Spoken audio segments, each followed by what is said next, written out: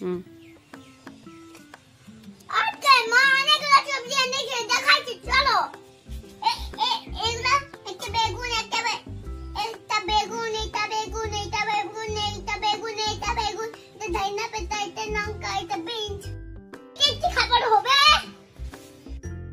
নমস্কার বন্ধুরা, সবাই কেমন আছো? দেখো সকাল সকাল নিয়ে আসলাম ছাদ থেকে কত সবজি, বেগুন, বিনস, লাল মরিচ, ধনেপাতা।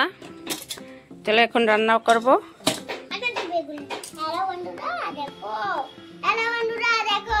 বাবু গদিতে নিয়ে নিয়েছে, খানা রাখছি গদিতে নিয়ে। দেখো বন্ধুরা কত ভালো ভালো রাঁধছি সবজি, ঘাস এগুলা রাঁধছি। দেখো দুপুরে রান্না হয়ে গেছে, টেস্টি টেস্টি আলু দিয়ে মাছের ঝোল। বন্ধুরা এখন সন্ধ্যা হয়ে গেছে, এখন বানাবো একটা মজাদার পিঠা, খুবই টেস্টি ও খুবই ইজি। দেখো বন্ধুরা এবার কড়াইতে দিয়ে দেবো নারকেল আর গুড়টা ভালো করে গলিয়ে নেব। দেখো এবার নারকেল আর গুড়টা মিলিয়ে একবারে সুন্দর একটা পুর তৈরি হবে। এবার দেখো নারকেলের জলটা শুকিয়ে গেছে, এবার খুব সুন্দর একটা সেন্ট বেরিয়েছে। পুরটা নামিয়ে নেব। এবার পুরটা হয়ে গেছে, নামিয়ে চালের গুঁড়োর কাইটা ভালো করে মুথকে নেব, কারণ এটা যত ভালো মাখা হবে ততই সফট হবে, আর সফট হলে রুটিটা খুব ভালো হবে। এটাকে রুটি বানিয়ে নেব, খুব পাতলা করে রুটি বানিয়ে নেব। এভাবে শীতের সন্ধ্যাতে মাটির চুলার পিঠা বানাতে খুব মজা লাগে।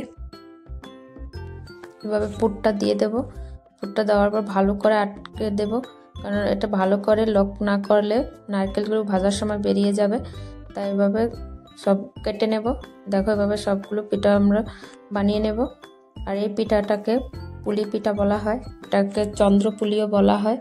আর এটা বিভিন্ন ধরনের বানানো যায়, কেউ ভাপিয়ে, কেউ তেলে ভেজে, কেউ দুধ পুলি, অনেক রকম এটা বানিয়ে খাওয়া যায়, খুব টেস্টি লাগে। দেখো বন্ধুরা আমাদের তেল গরম হয়ে গেছে, এবার একে একে ভেজে নেব সব পিঠাগুলো। এপাশ ওপাশ করে এই পিঠাগুলো খেতে খুবই টেস্টি লাগে, কারণ খুব চালের গুঁড়ো দিয়ে বানানো হয়, তাই খুব মুচমুচে থাকে। পছন্দের একটা পিঠা, তোমরা অবশ্যই ঘরে বানিয়ে খাবে। দেখো এবার এপাশ ওপাশ করে সবগুলো পিঠা ভেজে নেব। দেখো বন্ধুরা সব পিঠাগুলো ভাজা হয়ে গেছে, কত সুন্দর লাগছে দেখতে, একদম সিম্পল সন্ধ্যার নাস্তা হয়ে গেল। তোমরা অবশ্যই বানিয়ে খাবে। আমার তো ভিডিও এখানেই শেষ করছি, ভালো থেকো, সুস্থ থেকো, মিলবো আরেকটা নতুন ভিডিওর সাথে। বাই।